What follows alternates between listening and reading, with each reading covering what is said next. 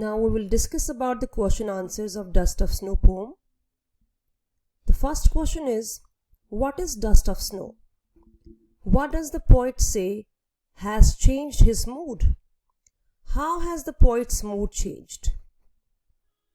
What is a dust of snow? A dust of snow क्या है? And what does the poet say has changed his mood? और poet क्या कहते हैं कि किस चीज की वजह से उनका मूड जो है वो चेंज हुआ? And how has the poet's mood changed? और poet का mood change कैसे हुआ? Dust of snow refers to the tiny particles of snow. तो dust of snow क्या है? Dust of snow refers to the tiny particles. Tiny particles, tiny means small. Particles means छोटे छोटे टुकड़े. Dust of snow refers to the tiny particles of the snow. तो बर्फ क्या है? Dust of snow क्या है? बर्फ के छोटे छोटे टुकड़े हैं. The particles are so small that poet refer to them as dust. और जो छोटे छोटे टुकड़े बर्फ के इतने छोटे हैं कि poet उनको रेफर करते हैं. poet उनको किस नाम से पुकारते हैं? उनको डस्ट के नाम से पुकारते हैं, धूल के कण के नाम से पुकारते हैं. The poet was in an awful or bad mood. तो poet क्या थे? बहुत ही awful, बहुत ही bad. Awful and bad are same. ऐसे बहुत ही बुरे मूड में थे जब पोम स्टार्ट हुई थी. When particles of snow had fallen on him, his mood changed instantly and his day got a lot better. पर जो स्नो के पार्टिकल्स जो हैं, स्नो फ्लेक्स जो हैं, जब उस पर गिरते हैं, पॉइंट पर गिरते हैं, his mood changed instantly. Instantly means एकदम उनका मूड क्या है वो चेंज हो जाता है. and his day got a lot better. और उनका दिन जो है, जो कि पहले बुरा था, जब आपका बैड मूड होता है तो आपका दिन बुरा होता है, तो कहता है वो दिन उनका जो है बुरे से अच्छे की तरफ को चेंज हो गया और वो बेटर हो गया, अच्छा हो गया उनका दिन. How does Frost present nature in this poem? The following questions may help you to think of an answer. How does Frost present nature in this poem? कहते रॉबर्ट फ्रॉस्ट जो है इस पोम में नेचर को, प्रकृति को किस तरह से दिखाते हैं. And the following questions may help you to think of an answer. कहते कुछ questions दिए गए हैं जो आपको आंसर देने में हेल्प कर सकते हैं. And what are the questions? The first question is, what are the birds that are usually named in poems? Do you think a crow is often mentioned in poems? What images come to your mind when you think of a crow? So what are the birds that are usually named in the poems? कहते अक्सर poems में, अक्सर कविताओं में poet कहते किस तरह के birds के नाम और किस तरह के birds को अपनी poems में लेते हैं. Do you think a crow is often mentioned in the poems? क्या आपको लगता है कि अक्सर कविताओं में crow, कौवा, इस bird को इस्तेमाल किया जाता है? What images come to your mind when you think of a crow? और जब भी आप किसी कौवे के बारे में सोचते हैं तो किस तरह की thought, किस तरह की images आपके mind में आती हैं? The answer is, birds like cuckoo, nightingale and sparrow are often named in poems.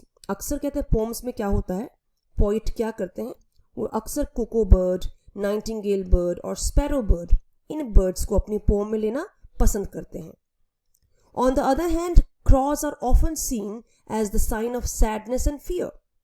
और ज़्यादातर कहते हैं crows को, कौवों को क्या किया जाता है, they are taken as a sign, उनको sign माना जाता है, किसका साइन माना जाता है सैडनेस और फियर का, है ना, दुख और डर का एक सिंबल माना जाता है, उनको चिन्ह माना जाता है क्रॉस को अक्सर. इसलिए पोइट्स क्रॉस को अपनी पोम्स में लेते नहीं हैं. And cross often create a negative image in mind. और क्रॉस ऑफन क्या करते हैं, अक्सर किस तरह की इमेज क्रिएट करते हैं अपनी माइंड में, हमारी माइंड में नेगेटिविटी की इमेज को क्रिएट करते हैं. Next question, again what is a hemlock tree? Why doesn't the poet write about a more beautiful tree such as maple or an oak or a pine? कहते ये hemlock tree क्या है और क्यों इस पोइट ने, रॉबर्ट फ्रॉस्ट ने अपनी पोम में बहुत सारी ब्यूटीफुल, सुंदर दिखने वाली जो पेड़ हैं जैसे कि मेपल ट्री हैं, ओक ट्री हैं और पाइन ट्री हैं, उनका इस्तेमाल अपनी पोम में क्यों नहीं किया? And the answer is, the poet does not mention a more beautiful tree such as maple, oak or pine because he wants to indicate a sad mood of poet. Poet ने कहता अपनी pome में बहुत सुंदर जैसे trees हैं जो कि मेपल ट्री हैं, ओक ट्री हैं और पाइन ट्री हैं, उनको इस्तेमाल नहीं किया क्योंकि ही वांट्स टू इंडिकेट, क्योंकि वो शो करना चाहते थे. इंडिकेट करना मीन्स शो करना चाहते थे. क्या शो करना चाहते थे? The sad mood off poet. वो पोइट के सैड मूड को डिपिक्ट करना चाहते थे, इंडिकेट करना चाहते थे, शो करना चाहते थे, दिखाना चाहते थे. Being poisonous, a hemlock tree is considered bad and so he refers to it. और कहते हैं हेमलॉक ट्री जैसा कि हम सबको पता है एक पॉइजनस ट्री है, एक जहरीला पेड़ है ना, so it is considered as a bad tree, इसलिए उसको एक बैड ट्री, एक अच्छा ट्री नहीं मानते हैं. और इधर कहते हैं पोइट का मूड भी अच्छा नहीं था पोम में इनिशियली स्टार्टिंग में, that is why the poet uses hemlock tree in his poem. Third question, what do the crow and hemlock represent, joy or sorrow? And what does the dust of snow that the crow shakes off a hemlock tree stand for? कि इस pome में क्रॉ और जो hemlock tree को इस्तेमाल किया गया है वो क्या जॉय को, वो खुशी को या सौरो को, दुख को दिखाते हैं. What does the dust of snow that the crow shakes off a hemlock tree stand for? और जो कि dust of snow, जो धूल के जो कण गिरते हैं, धूल तो क्या है, स्नो के जो कण गिरते हैं, बर्फ के जो कण गिरते हैं, कहते हैं वो क्या हेमलॉक ट्री से जो गिरते हैं वो किस चीज को दिखाते हैं इस पोम में. Both क्रॉ and the hemlock tree represent sorrow. दोनों कहते हैं क्रॉ और हेमलॉक ट्री क्या करते हैं, वो रिप्रेजेंट करते हैं, दिखाते हैं किसको, सॉरो को, दुख को दिखाते हैं. But used as the carriers of positivism and strength that transformed poet's day for the better. पर इस पोम में दोनों क्रॉ और हेमलॉक को यूज किया गया है as the carriers of, carriers means as the messengers of, किसके मैसेंजर हैं ये, ऑफ पॉजिटिविज्म, पॉजिटिविटी के, एंड स्ट्रेंथ के और शक्ति के, है ना, कैरियर्स माने गए, मैसेंजर्स माने गए हैं. That transformed poet's day for the better. और इनकी वजह से क्या हुआ, पोइट का डे है, पोइट का जो दिन है वो बेटर बना, वो अच्छा बन सका.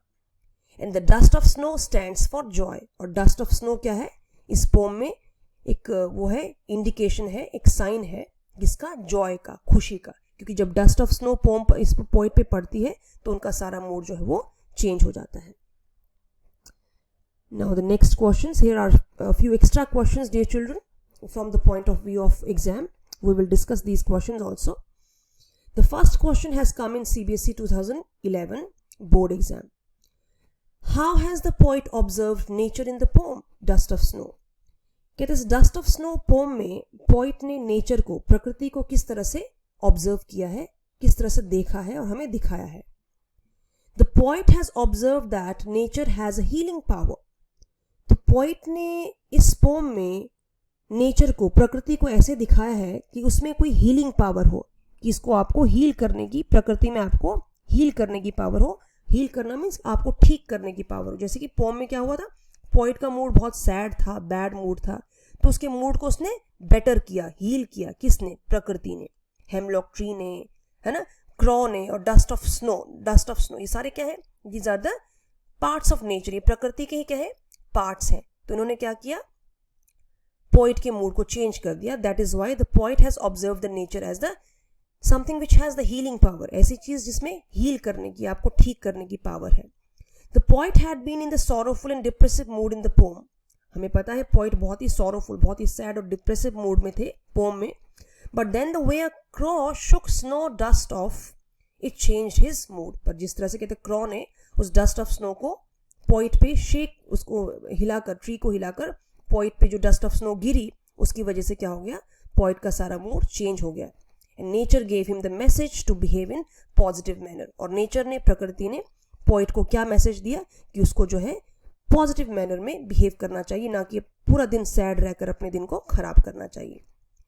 Second question, what is the underlying message for us in our hectic life with a reference to the poem Dust of Snow? इसके तो पोम में क्या मैसेज छुपा हुआ है, and what is the central idea of the poem? इस pome का central idea क्या है, and what does the poet want to convey through the poem Dust of Snow? ये सभी, इन तीनों क्वेश्चंस का एक ही आंसर है कि क्या कन्वे करना चाहते हैं इस पोम से, पोइट हमें क्या बताना चाहते हैं. In the poem Dust of Snow, the poet wants to convey that small things or actions in life have larger significance. इस poem Dust of Snow में poet हमें ये convey करना चाहते हैं, हमें ये बताना चाहते हैं that small things or actions, की छोटी छोटी चीज़ें और छोटे छोटे काम in our life, हमारी life में have larger significance, उनका बहुत ज़्यादा importance है. Significance means importance है, महत्व है, बहुत बड़ा महत्व है इन छोटी छोटी चीज़ों का हमारी लाइफ में. They can change the mood or life of a person. ये छोटी छोटी चीज़ें जो है आदमी का मूड और उसकी लाइफ को भी चेंज कर सकते हैं. The way a crow shakes down dust of snow on the poet inspires and gives him the idea to shake off his depressive thoughts. जिस तरह से कहते हैं पोम में क्रॉ ने, कौवे ने डस्ट ऑफ स्नो को, है ना, छोटे छोटे जो स्नो के पार्टिकल्स हैं उनको क्या शेक किया, किस पर, स्नो पर, इस पे पोइट पर.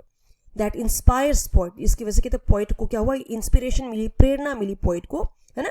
And gives him the idea, उसको आइडिया मिला to shake off his depressive thoughts, कि वो उसका जो डिप्रेसिव थॉट है, उसका जो डिप्रेसिव मूड है, बैड मूड है, उसको भी उसको शेक ऑफ कर देना चाहिए, हटा देना चाहिए. And he becomes cheerful and do something useful. And then he become, है ना, ही शुड बिकम, उसको ये मैसेज देता है ये नेचर की, उसको चीयरफुल रहना चाहिए, खुश रहना चाहिए, एंड डू समथिंग यूजफुल, और कुछ अच्छा करना चाहिए.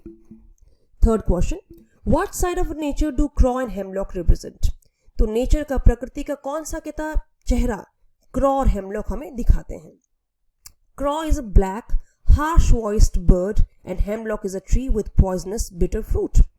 तो हम सबको पता है क्रॉ क्या है, इज अ ब्लैक, काले कलर का, हार्श वॉइस्ड, ऐसा कौवा जिसकी आवाज बिल्कुल भी अच्छी नहीं, हार्श वॉइस है.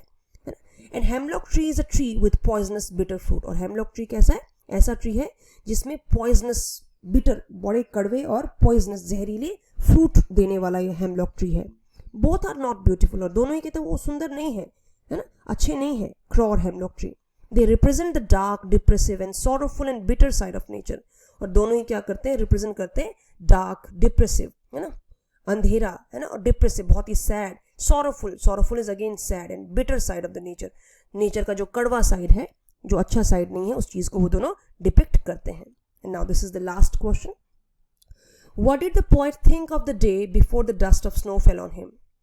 तो पोइट कहता है पर जब डस्ट की स्नो की जो डस्ट नहीं गिरी थी, है ना, जब तक पोइट पर स्नो की जो डस्ट नहीं गिरी थी, तब तक कहता है पोइट का क्या मानना था इस दिन के बारे में, जो दिन वो बिता रहा था उसके बारे में उसके क्या विचार थे.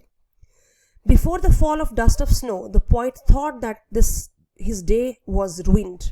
उसको लग रहा था कि, है ना, इससे पहले इस पर डस्ट ऑफ स्नो गिरा, उससे पहले पोइट को लग रहा था कि उसका दिन जो है वो ruined है, बिल्कुल ही नाश हो गया, उसके दिन बिल्कुल, उसका बैड मूड है, सारा दिन उसका खराब हो गया, उसको ऐसा लग रहा था. He was in a bad mood, वो एक बहुत ही बुरे मूड में था. But then the use of snow, but then the dust of snow fell on him. पर जैसे ही कि तो उस पर dust of snow गिरती है, it signaled something good and joyful. तो उसको क्या सिग्नल मिलता है, उसको क्या मैसेज मिलता है कि something good had happened. उसको कुछ अच्छा हुआ उसके साथ, कुछ जॉयफुल हुआ, कुछ अच्छी चीज़ हुई है, खुश करने वाली कोई ऐसी चीज़ उसके साथ हुई है, ऐसा उसको सिग्नल मिलता है. एंड हिज मूड चेंज, उसका मूड सारा जो है चेंज हो जाता है. So that's all with the extra questions and the questions which are given in your book, dear children. And as far as the poetic devices are concerned of this poem, I have already made a video on the literary devices or the poetic devices of the Dust of Snow poem. Okay, in a very elaborate way. You can just watch that video in my channel itself. Thanks for watching, dear children.